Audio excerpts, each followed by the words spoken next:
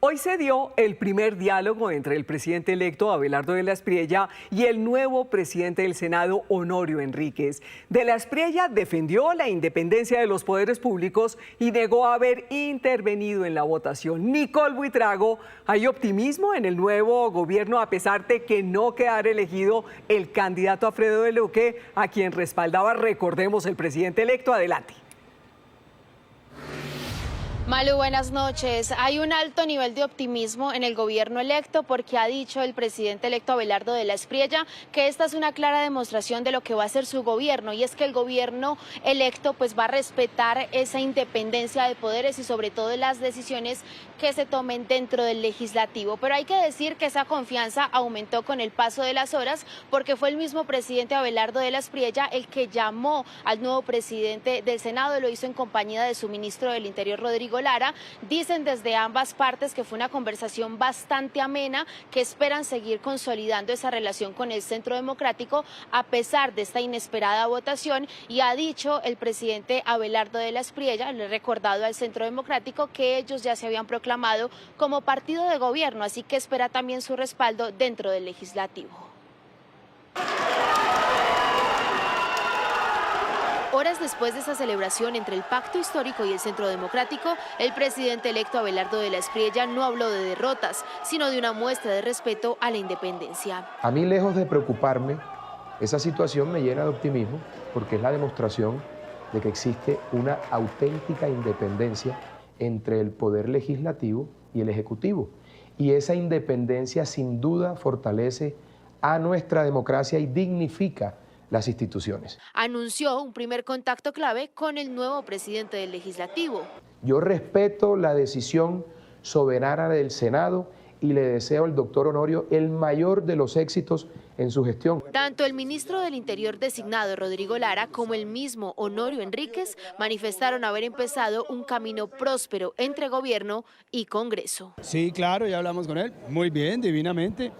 Lo importante son básicamente resolver los grandes problemas de los colombianos, trabajar armónicamente, aquí no hay vanidades. El presidente de la República, las bancadas de gobierno, las independientes y la de oposición pueden tener la absoluta tranquilidad que nosotros vamos a brindar todas las garantías necesarias para que el debate o los debates que se susciten se hagan en el marco de la Constitución política y las leyes. De la Espriella además dejó claro que no intercedió en el voto de ningún congresista y que su respaldo a Alfredo de Luque, el candidato del partido de la U, se basó en años de cercanía con el trabajo del congresista.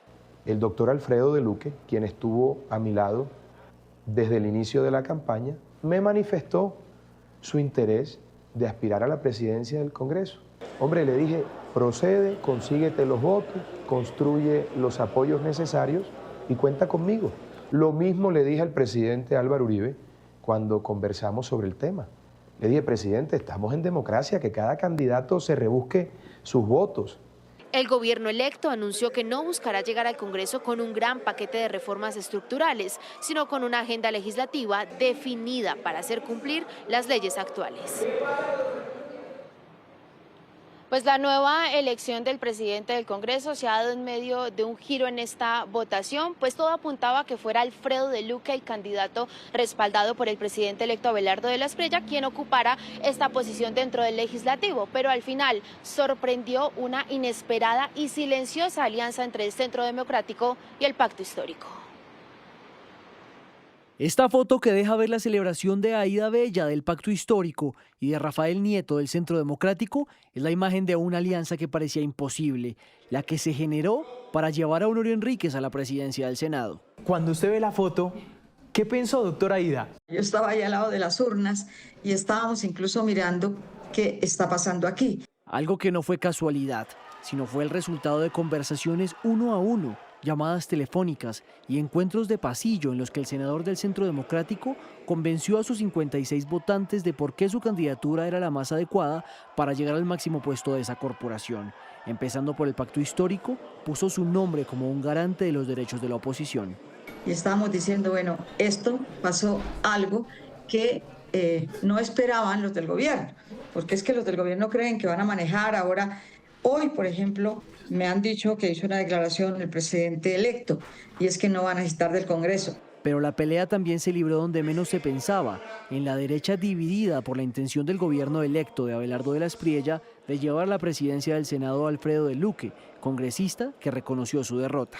Pues cada cual hace sus cálculos políticos, ¿no? Ellos decidieron hacerlo con el pacto histórico, pues tendrán sus razones, yo las respeto, pues, no sé qué tal caiga eso en la opinión pública, pero sencillamente ayer lo que hubo fue un proceso democrático donde resultó el pacto histórico aliado con el Centro Democrático, obtuvieron la presidencia el primer año del Senado de la República y bueno, ya lo que haremos ahora es consolidar la coalición de gobierno. En las reuniones de compromisarios, 6 partidos políticos se comprometieron a votar por del Duque, pero en las cuentas el número fue diferente. Desde el Centro Democrático piden avanzar en la unión para sacar adelante los proyectos del gobierno entrante. Aquí hay una premisa, garantías completas para todos los sectores, pero por supuesto, avanzar en la agenda legislativa que este país necesita. Los colombianos no quieren escuchar más sobre la mecánica política, quieren hablar sobre los temas de fondo y eso es lo que empieza a suceder con el nuevo Congreso que acabamos de tomar posesión. La imagen que dejó la elección, el uribismo y el petrismo unidos por un mismo propósito, derrotar al candidato del gobierno entrante. Eso sí, los ideales de ahora en adelante no serán los mismos. El Centro Democrático será partido de gobierno y el pacto histórico de oposición. Nicole, ¿qué otros anuncios hizo el presidente electo Abelardo de la Espriella en su empalme regional en la ciudad de Medellín? Malu, con este empalme termina la agenda del presidente electo aquí en la ciudad de Medellín, en el departamento de Antioquia, y ha aprovechado esta oportunidad para hacer varios anuncios frente a nombramientos, la Embajada de Colombia en México y la Dirección de Gestión del Riesgo y del SENA. Pero también aprovechó para anunciar que Medellín será una de sus sedes de despacho y será la sede principal del Escudo de las Américas, esta estrategia estadounidense para combatir el crimen organizado. Medellín ha sido el foco de atención para el presidente electo Abelardo de la Espriella y uno de los primeros anuncios es que la capital de Antioquia será clave para el Escudo de las Américas, una iniciativa impulsada por el presidente Donald Trump para combatir el narcotráfico. Y la sede de Colombia la vamos a tener en Medellín, porque aquí en Medellín está la cabeza de la serpiente del narcotráfico y del crimen organizado. Desde aquí, desde Medellín y desde el área metropolitana salen la mayoría de órdenes al resto del país, así que nos vamos a concentrar en Medellín para luchar contra el crimen. Porque tenemos que combatir el delito transnacional, porque en Medellín tenemos las capacidades, porque tenemos que acabar con todos esos criminales y porque acá también tenemos, por ejemplo, la sede de Interpol y por los esfuerzos que estamos haciendo en seguridad. Además, aprovechó para anunciar nuevos nombramientos. El fraile Ricardo Torres Castro será el nuevo director del SENA, sacerdote dominico quien fue rector de la Universidad Santo Tomás en Medellín y asesor del Centro Nacional de Memoria Histórica. Su misión será fortalecer la formación técnica de la entidad y recuperar la confianza del sector productivo. También de la Espriella designó al empresario Jaime Uribe como director de ProColombia y anunció a Medellín como nueva sede de la entidad. Pero no fueron los únicos anuncios. Nuestro próximo embajador en México será un hijo de esta tierra, Mauricio Tobón, empresario y amigo. Bienvenido, embajador Tobón, al gobierno del Tigre, al gobierno de la Patria Milagro. Segundo anuncio importante, el nuevo director de la Unidad Nacional de Gestión de Riesgos será el ingeniero geólogo antioqueño David Santiago Tamayo Roldán. Un hombre de todas las condiciones y todas las calidades y toda la honradez para llegar a limpiar ese nido de bandidos que se tomó esa institución. España y Venezuela, dos de los países más importantes en las relaciones internacionales de Colombia, ya tienen también embajadores designados. Se trata de Carlos Felipe Mejía y Jorge Haller, respectivamente. Mejía es cofundador del Movimiento Defensores de la Patria y fue senador por el Centro Democrático, mientras que Jorge Haller es un reconocido ejecutivo del sector privado, quien en años recientes estuvo vinculado al Grupo Éxito.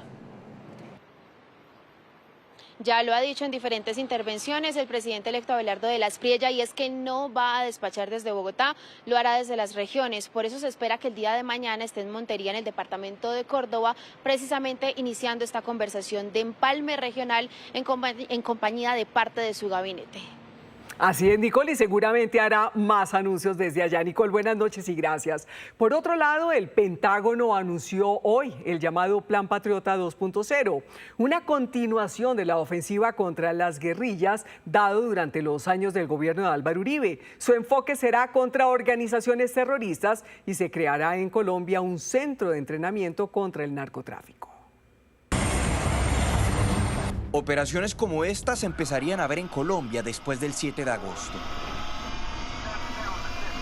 Fue una acción conjunta con Ecuador contra carteles del narcotráfico, una de las múltiples de la llamada Coalición Americana contra los Carteles, iniciativa de la que pasará a ser parte Colombia una vez el presidente Abelardo del Espriella asuma su mandato.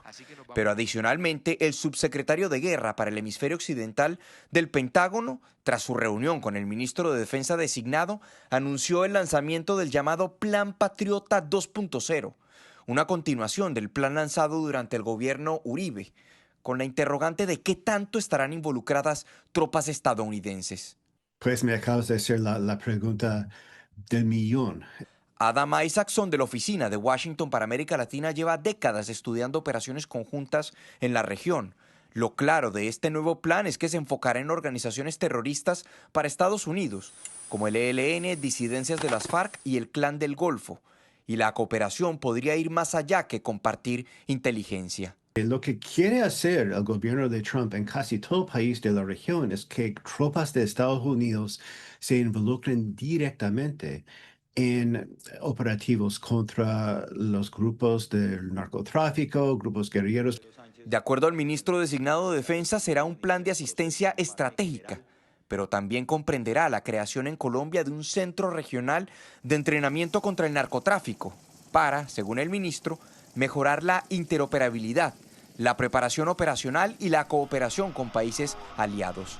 No hay claridad de qué tipo de presencia tendrá Estados Unidos en ese centro.